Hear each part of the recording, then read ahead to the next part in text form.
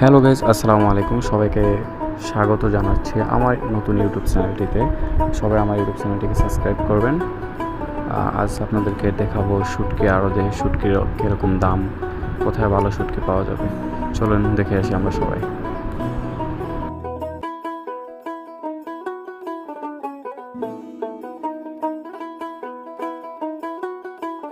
এর দাম কত ভাই? 350 করে। দেখি এটা কি শুটকি? এটা সামুদ্রিক মালা। আর ওই যেগুলা দেখা যাইতেছে এগুলা, আচ্ছা, এগুলোর দাম কত করে? 250 গ্রাম।